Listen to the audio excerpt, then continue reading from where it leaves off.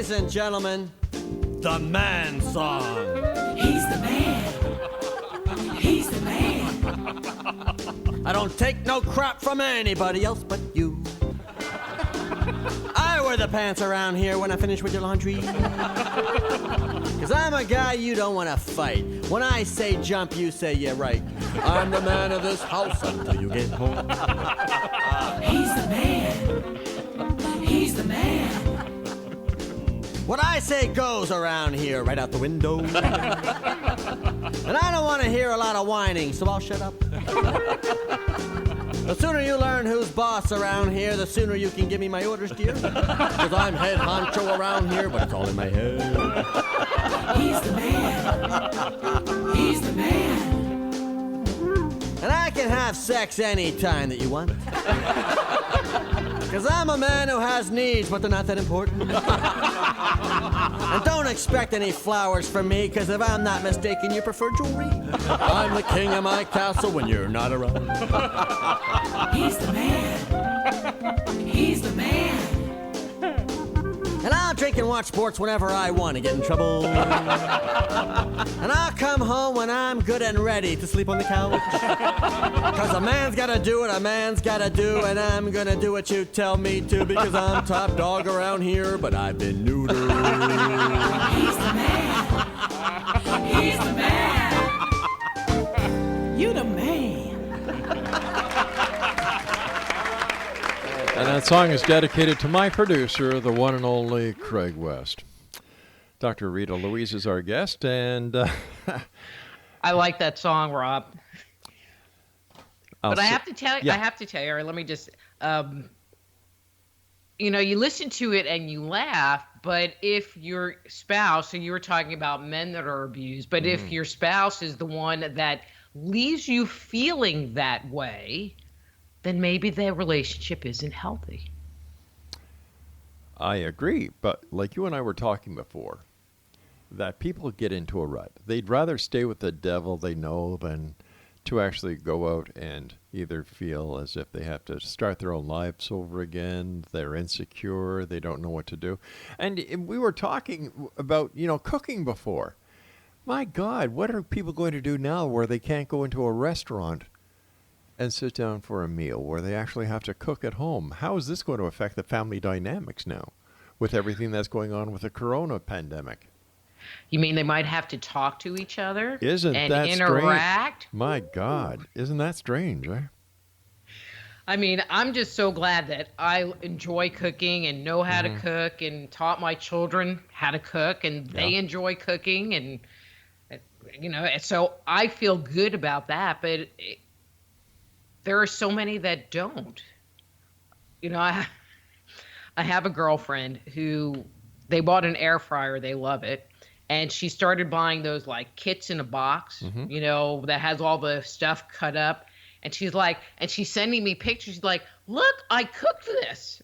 Because she was so excited, because she really has never in her adult life cooked anything other than like fried food things in her air fryer. Kind of scary. It sure is. But mind you, if they're happy, who cares? So where do we go from here as a society with relationships? Here's a question for you. Do dating services, online services, really work?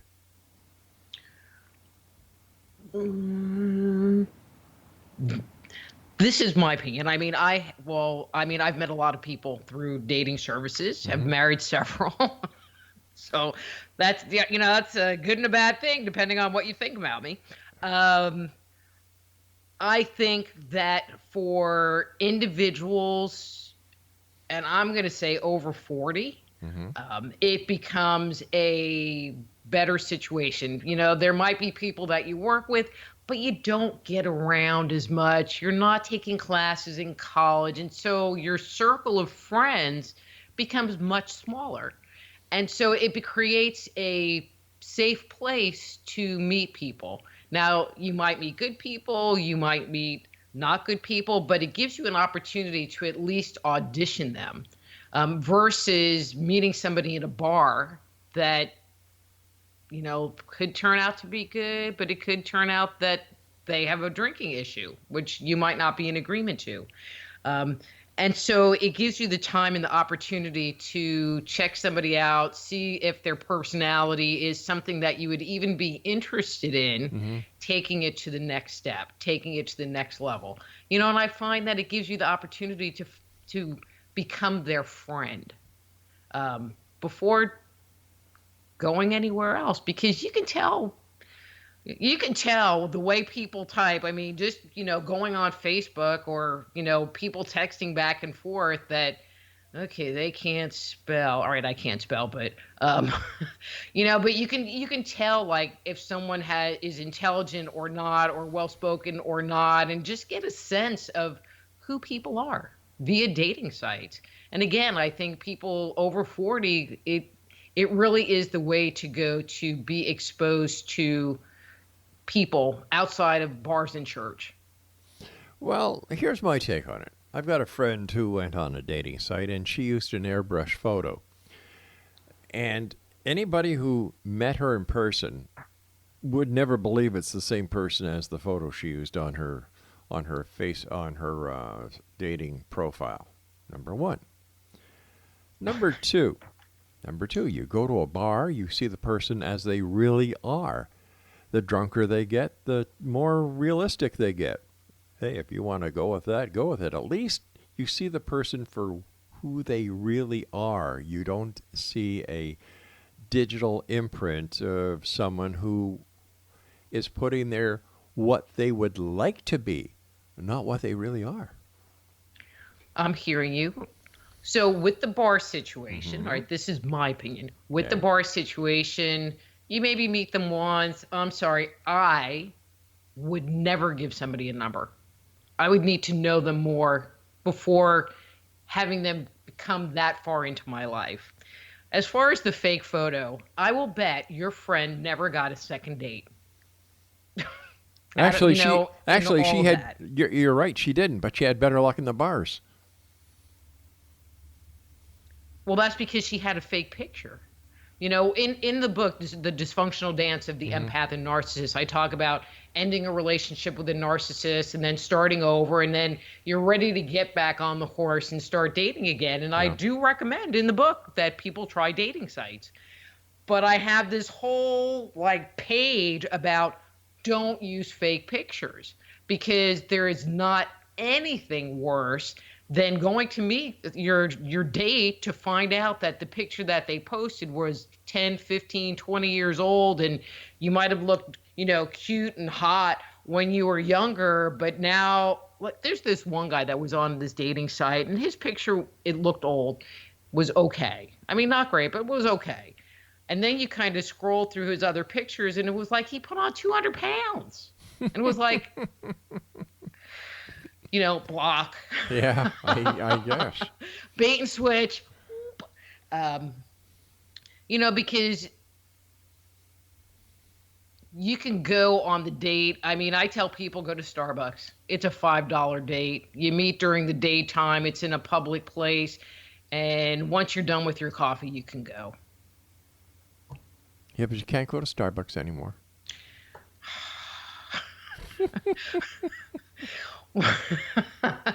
Well,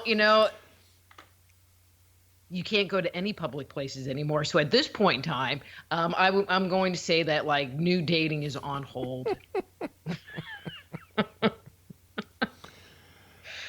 Smarty. Sorry about that. I just couldn't help it. I really couldn't. I'm just waiting for the day that the cell communications go down with all the kids going crazy because they won't know what to do. My cell phone's not working. What do I do? Jeez, talk to somebody and don't use LOL, OMG, or GFYS. Talk to them, for God's sake. Or go outside and walk around and explore nature, or read a book. Or do those things. Clean your parents' house. They'd like you for that. How about this one? cut the grass so that when you get into a relationship, you know exactly what your part and your share in that relationship entails. Mm-hmm. So you can find the dog. So I've got about 45 seconds before we have to say so long. So what happened to the dog? If the grass is cut, the dog doesn't go pee. Pretty well. So after I got rid of that husband, I moved into a townhouse, and there were times I had a toy poodle that you couldn't even see the dog because the grass was so long. True story. And so I moved into a townhouse, and she wouldn't pee or poop on the grass, and it was edged with monkey grass, and she would go into the monkey grass to do her business because it was long and she could kind of get into it. True story. Hey, Dr. Rita Louise, you and I have to say so long for tonight. As always, a great pleasure talking to you. I wish you continued success. You are a gem in a world filled with coal at times. And it's always Thanks, great Rob. having you on the show. Take care of yourself, my dear friend. All right. Bye. Bye-bye, sweetie. And Exonation, if you'd like to find out more about our guest this hour, the one and only Dr. Rita Louise, visit these three websites, soulhealer.com, medical-intuitives.com, and appliedenergeticsinstitute.com. What a lady. We'll be back on the other side of this commercial break with the news at 6.5 minutes past the top of the hour as we continue here in the X Zone with yours truly, Rob McConnell, from our broadcast center and studios. Where? In Niagara, Ontario, Canada. I'm Rob McConnell. Whatever you do, don't go away.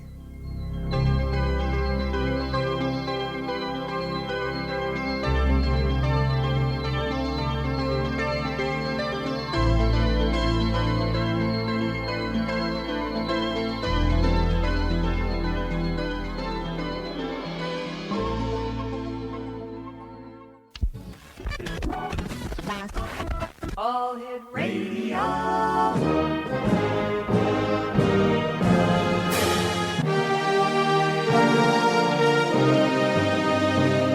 Welcome to the X Zone, a place where fact is fiction and fiction is reality. Now, here's your host, Rob McConnell.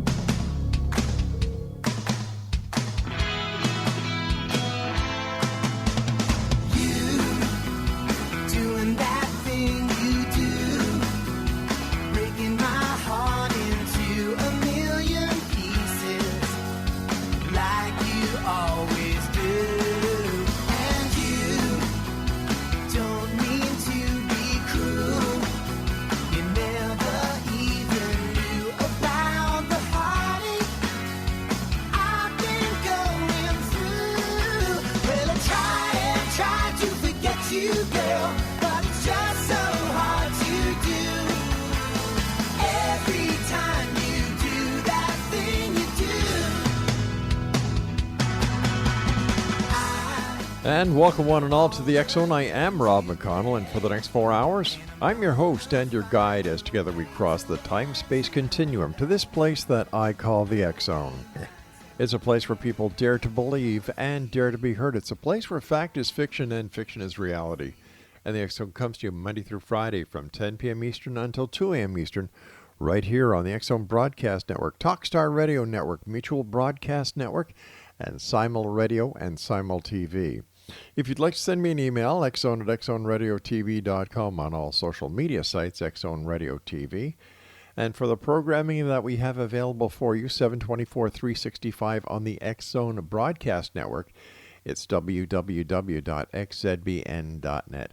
However, during these times of the coronavirus and all the breaking news that we carry here on our sister stations, there are times when the scheduled programming will be interrupted for breaking news concerning the coronavirus and how it is going to affect certain areas of our listening audience. And if you'd like to find out more about the X Zone TV channel on Simul TV, visit www.simultv.com. X Zone Nation, my guest this hour is a young lady we've had the pleasure of having on the show before, and her name is Dr. Rita Louise, a survivor of childhood abuse herself. Dr. Rita Louise has emerged as a gifted empath and talented clairvoyant medical intuitive. She is a naturopathic physician and the founder of the Institute of Applied Energetics that trains students in the art of medical intuition, intuitive counseling, and energy medicine.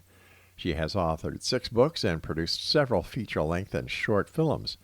Dr. Louise has appeared on radio, television, and in the movies, and has lectured on health and healing, ghosts, intuition, ancient mysteries, and the paranormal. Her books and articles have had and enjoy worldwide circulation. Joining me now is Dr. Rita Louise. And Dr. Rita Louise, welcome back to the X Zone.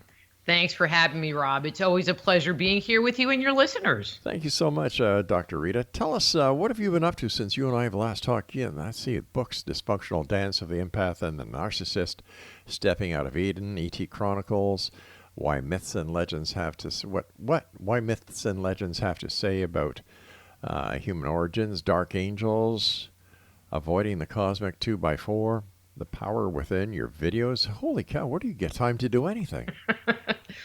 Well, some people suggest that I might perhaps be a little bit of a workaholic.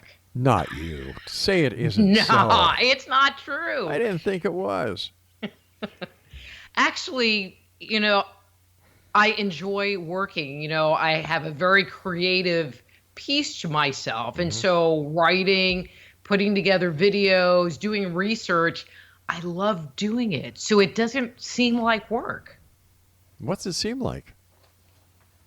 Fun. Kind of like, 'cause I have come to the conclusion that I like solving puzzles. So whether it's solving the puzzle of why my webpage isn't working the way I want it to, or digging into research about different topics, I just dig it. I guess life itself is one big puzzle. It is. And, with everything going on these days, it's a little hard to keep up. It certainly is. Let me ask you something, Dr. Rita. Your previous books have been about health and healing and ghosts and ancient mysteries. Why did you decide to write a book about healing dysfunctional relationships? It's a really interesting question, Rob, because what I found out was that I was just in a series of very dysfunctional relationships. Imagine that, me. And when I came to the realization of what I was allowing to happen in my life, it was like, one of those giant light bulb moments. And I realized that I needed to fix me. And I decided to take people along on my journey. And so, and the way that came out, it makes it sound like this book might be like a memoir, which it's not, but it was, because I just can't even imagine writing that. But it was my investigation into why people get into unhealthy relationships, this whole dynamic between empathic people, which I very much am, and the toxic people they seem to get in relationships with. And then what you can do to not have that happen and heal yourself so that you can have a happy and healthy relationship with someone. Are there those people? Now, I know for a fact that I'm one of these people who found love at first sight. My wife and I have been together for eons. We have 6 children. Our eldest daughter is 46. Would you believe that?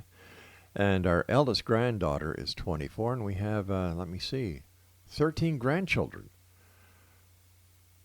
So how come there are some people who can find love right away? Like as soon as I saw my wife, I knew she was the one. And there are those people who, just aren't as fortunate as we are. Well, I don't know that I have a very good answer specifically for that. I would be one of the not so fortunate ones. So I have been married 4 times. I will take the claim that my last husband, who was great, died. So I don't really count that in my bad fortune. Well, you shouldn't, for heaven's sake. No, and he was a keeper. And it was like, really? I finally found a keeper and you died on me? That's not right. But I think, the premise that I came to, or the thought that I came to, is that people that grew up in an unhealthy household, a toxic household, brings those beliefs and brings those acceptances into their further relationships. And so if you grew up in a household where there was a lot of screaming and yelling, then you just assume that screaming and yelling in the house is what happens. And you don't see it as being unhealthy. And so you learn to accept things that aren't really in your best interest, aren't the healthiest things for you. And so many people that get into these unhealthy relationships don't necessarily know what right looks like. It sounds as if that there's a lot of mental programming that's going on in the early and informative years of our childhood, that what we see, whether it is good or bad, is what we perceive as normal. Very much so. When we come onto the planet, we're kind of like an empty slate. And so as we're being raised in our family of origin, that's what teaches us this is okay or this is not okay. You know, like in my family, there was a certain amount of physical abuse that happened. And I knew, you know, after I moved out, that if I was with someone and they laid a hand on me, I was being abused. I knew that much.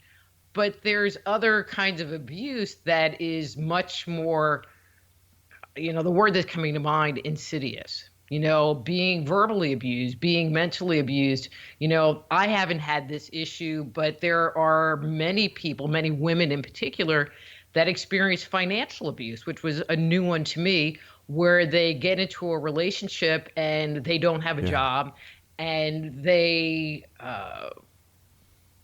get an allowance, they get money from their spouse who can withhold it from them and make it so that they don't have any choices that they can make. You know, so they become very financially dependent on the other person. But isn't it true, Dr. Rita, that there are also men who suffer abuse, that women have historically been, you know, everyone's been aware that women, for the majority of the time, are the abused. And yet now with people coming forward, we're finding that a lot of men have also been abused in marriages and relationships.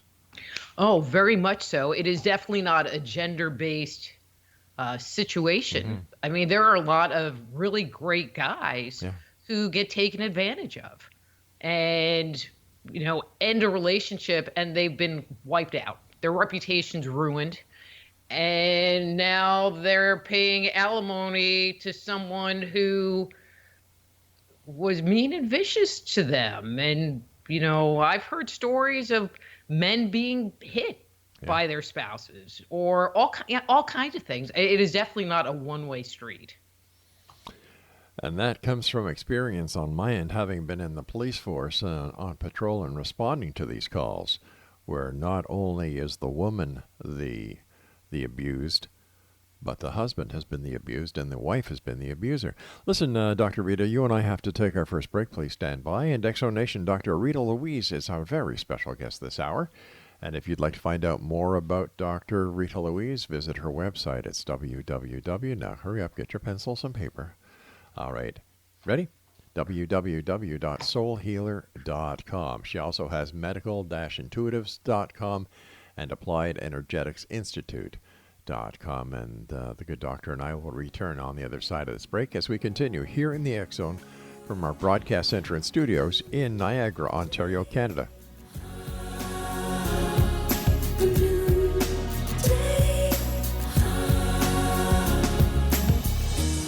I was waiting for so long for a miracle to come.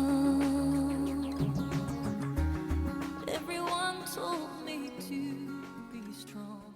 Bring the wind to carry me over, lead me home to my town.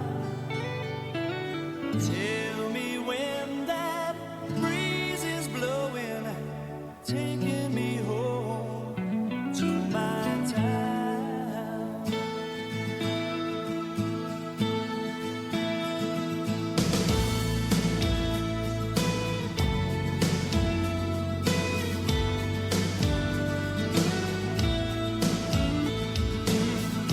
When I think of you, Scotia, there's a love that just beats in my heart. In my childhood days, we went out to And welcome back, everyone. Dr. Rita Louise is my special guest this hour. Soulhealer.com is one site. Medical-intuitives.com is another site, and AppliedEnergeticsInstitute.com is her third site. You know, you and I have been talking about relationships this hour so far, and isn't it fair to say that both sides have to work at making a relationship work? You have to take the good with the bad? You know, it's kind of a dual-edged sword on that whole concept. You know, you definitely have to work to make a relationship happen. Each person is going to have good days. Each person's going to have bad days. Mm-hmm. You know, one person might get sick, or they might have to work a lot of overtime. I mean, things happen to people and happen in a relationship.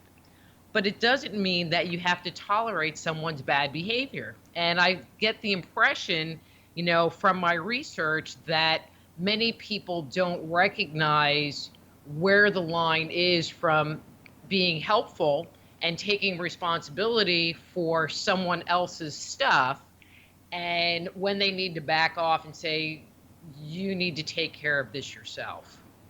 All right, so in your opinion, and based on your research and based on your expertise, what are some of these telling signs that people should watch out for? Well, I think the first thing is if you're in a relationship and you are unhappy for a long time, that's usually a pretty good indicator that you need to reevaluate what's going on. Again, if someone's sick, if there are extenuating real circumstances, then that needs to be taken into account.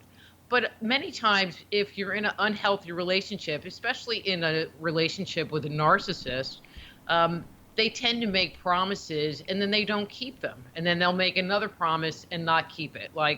I'll mow the yard tomorrow, but then it doesn't happen. Or I'll go to counseling, but then it doesn't happen. Or they go one time, or they find excuses to change what's going on in, you know, what the plan is. You know, if you find that you are constantly worrying or taking responsibility for someone else's stuff, whether it's taking care of everything around the house, being the one who's financially responsible because your partner is constantly out of work, or they might have a drinking problem, and so you're covering up for their bad behavior. You know, it's really about setting and creating boundaries and then holding them, you know, identifying what's important to you, and then making the other person step up to the plate and meet them. And if they're not willing to do it, then that's a huge red flag that maybe you need to evaluate it from a different place. But could the fact that the guy doesn't want to do the lawn today and the next day, could there be circumstances that he's saying, well, hell, if you're not going to do the housework and you're going to say you're going to do the housework or you're going to clean it later, why the hell should I cut the grass? Good point. And I think if both people are procrastinating and not doing anything, then that's fair enough. I know, and I'll just use myself as an example. So in one of my marriages, the one who wouldn't cut the grass, wasn't working, so I was supporting the family.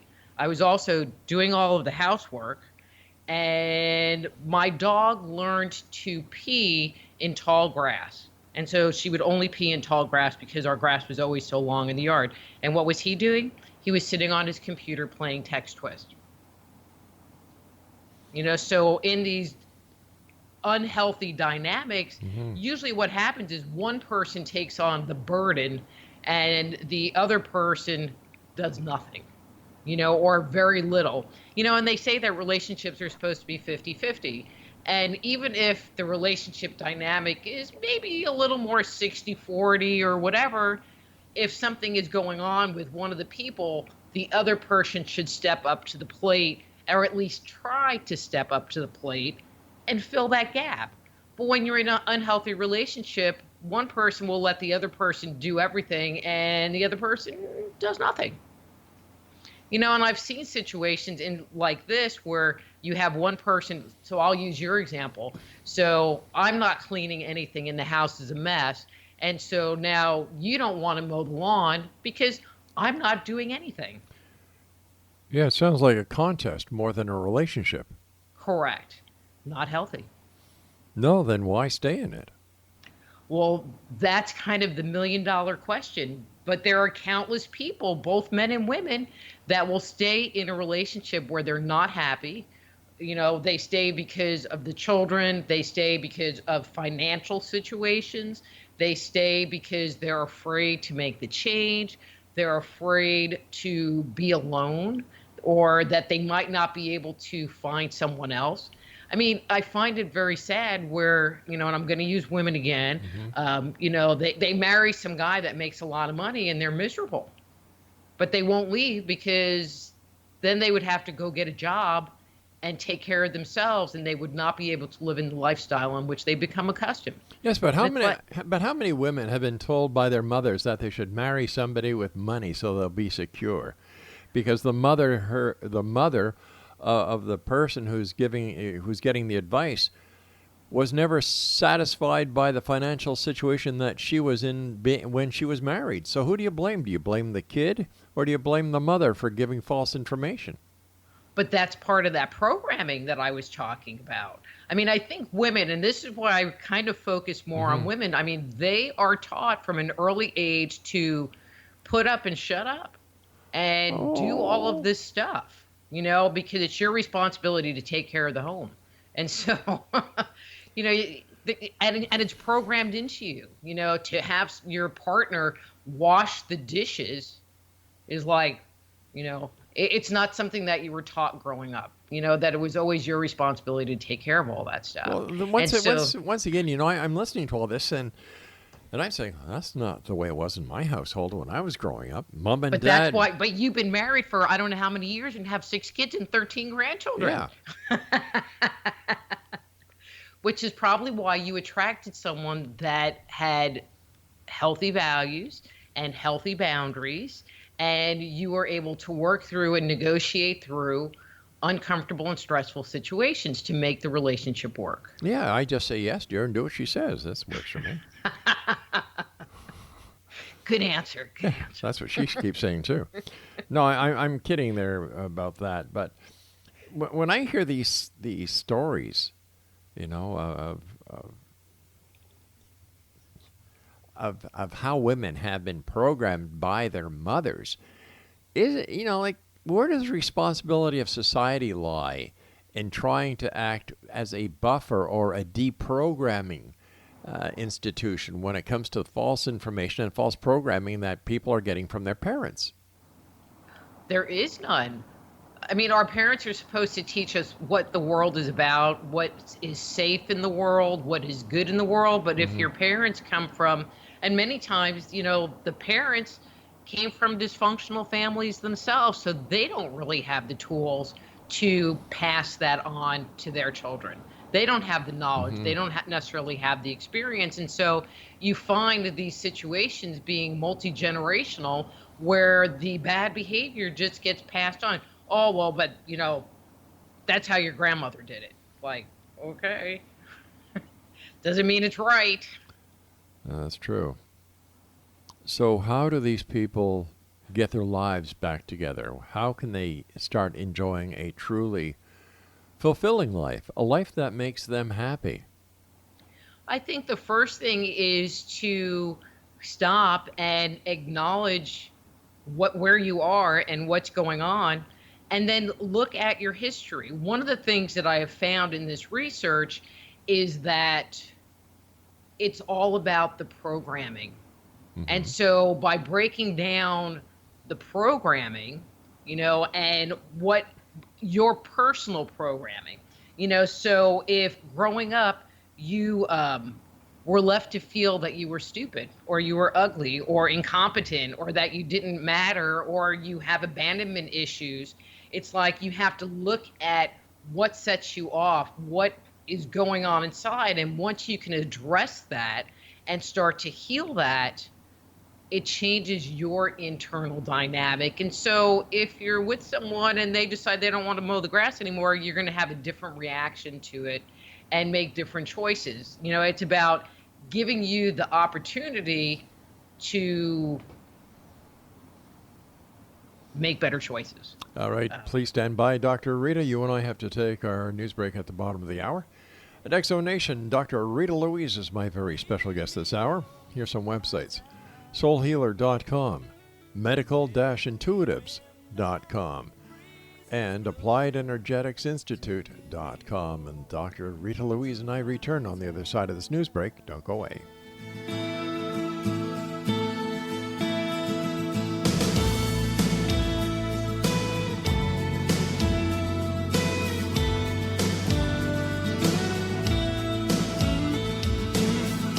When I think of you, Scotia, there's a love that just beats in my heart. In my childhood days, we went our different ways, but you knew that we'd never part. Now I'm all alone, and you're coming.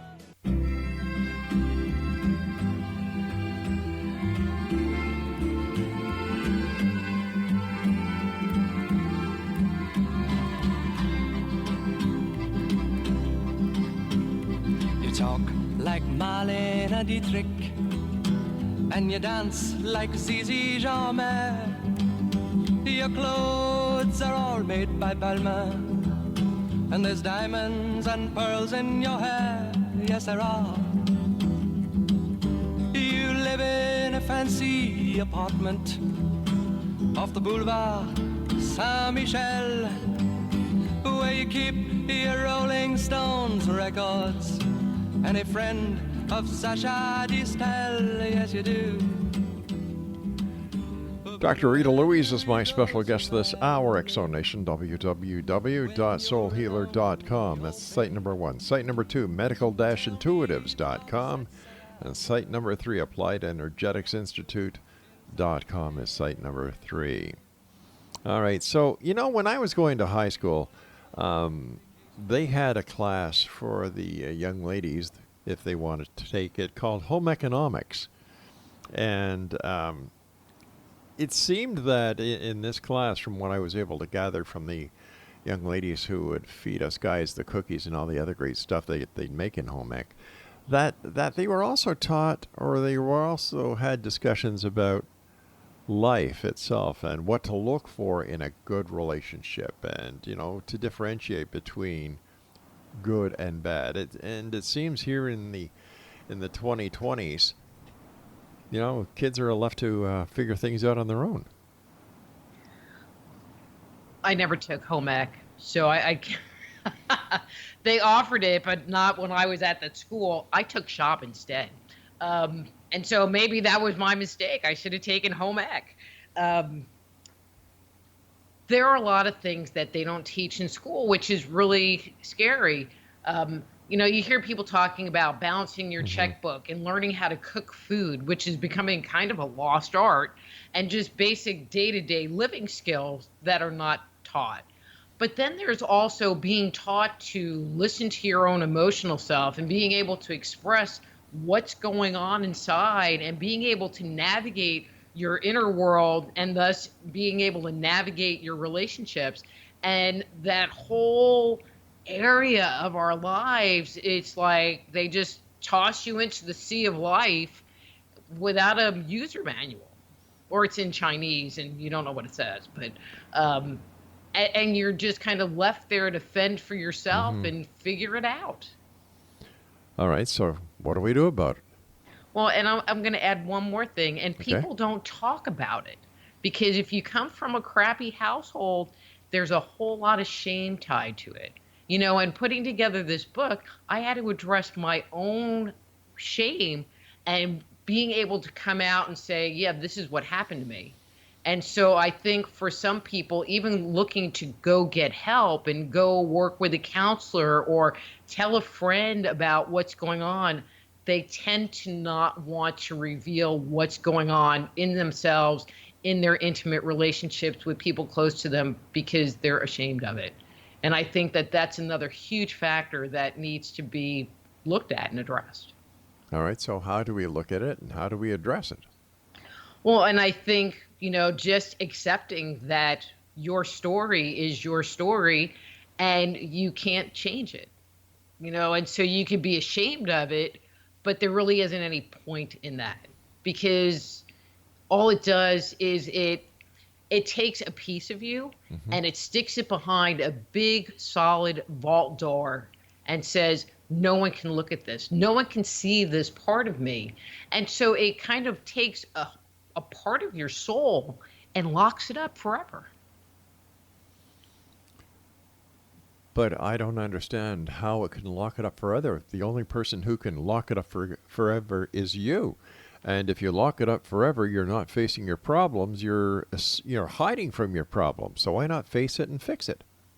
Well, but that's kind of the point is by, owning it and accepting it and moving forward from that, by looking deep into yourself and working on becoming authentic with yourself. So the person I am on the inside is the same person that people see on the outside. So this is the example that I like to give because most people can get it. So you have this friend who is nonstop talk, blah, blah, blah, blah, blah, blah, blah, blah, blah. And after 45 minutes, you're sitting there and your eyes are glazed over. And on the inside, you're saying to yourself, God, I wish they would just shut up. Or, well, I got to go to the bathroom, but they're still talking and I'm not going to go. And so you're really not being authentic to yourself. You're allowing this person to control all of the energy. And inside you're going, shut up.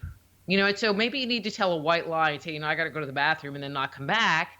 But at least you're not keeping yourself trapped in a situation that you don't want to be there anymore. But why not just say, oh, for God's sake, get to the point. I'm bored. Because a lot of people aren't authentic to themselves. That's usually the biggest issue is that there's all this stuff going on the inside because they don't want to hurt the other person. They don't want to lose that person's love and affection, even though they don't shut up. And so they'll tolerate it. They were taught, they were trained to tolerate it. And just sit there and, when you're talking about something like this, I kind of relate that to someone that's an energy vampire. Many of people that have been in abusive situations, they become a very good host to the other person and they just take it. They become narcissistic supply or the host to an energy vampire. So is there any hope for these people? There is totally hope for these people. Because once you start looking at what you're doing, you can change it. You have the choice to not do the same behaviors again. But many people, it's like they don't even realize it. I mean, for me, Rob, I didn't even know, and you've known me a long time. I sure and have. I consider myself a pretty smart person. As and I I do you consider as well, myself yeah. a pretty intuitive person, but I was kind of blindsided by it because I just didn't see it. And I think when people can see it, when they can recognize when this happens, or if I do, when this happened and I do this, that's not healthy. But if you don't even see the correlations and the relationship of what's going on, the dynamic of what's going on, you don't even have the opportunity to change it because you don't even know it's happening. So you can't see the forest for the trees. Exactly. And that's where the biggest part of the healing is. And then it's getting past your own fears, which is huge, huge, huge. So Did I say huge? I think you might have said huge once or twice. So how did you get past that point, Dr. Louise, Rita? So after all of this stuff happened, I decided I wanted to test out my newfound information and signed up for a dating site, which was like, well, this might be good. It might be the biggest mistake of my life, but I did it anyway. And I met this guy, and he seemed very nice, but in the same breath, he could have been just a very nice narcissist nudging his way into my life so that down the road he was going to turn around and turn into something else, which would have been bad. And fortunately, he has not. And but it has put me, there's what you can learn and work on yourself. But when you're talking about a relationship, you can't fix the dynamics that you're experiencing in a relationship by yourself. And so this has been the best testing ground because this relationship has put me through more paces of working on myself. I mean, I'm always working on myself, but this is working in a very different way. And it's still challenging. It's definitely a work in progress.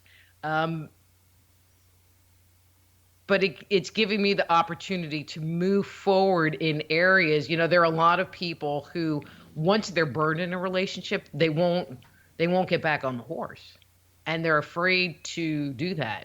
That's obviously not one thing I'm afraid of, but it has been providing me with the opportunity to heal on much, much deeper levels because now I have somebody reflecting back to me areas that I never would have considered before, because now I'm aware and I'm looking and I'm evaluating and going, okay, so is this me or is this something you're doing? And it's just taken, the whole healing aspect to a very different level, which has been great for me. Because you have somebody who's actually telling you what they see, because he's trying to be very kind, but yet he's saying, hey, listen, if you want this relationship to go on, I think you should know something about yourself. Is that right? Somewhat, not from him, not in this relationship, no, because usually I'm the one going, oh, well, I'm doing this and this. For me, so something I needed was just a soft place to land. All right, stand by. We've got to take this final commercial break. And interesting conversation. Exonation Dr. Rita Louise is our special guest. And her website is soulhealer.com. A second one is medical-intuitives.com. And her final website is appliedenergeticsinstitute.com. We'll be back after this break. Don't go away. You live in a fancy apartment off the boulevard Saint-Michel, where you keep your Rolling Stones records and a friend of Sacha Distel. Yes, you do. But where do you go to, my lovely, when you're alone?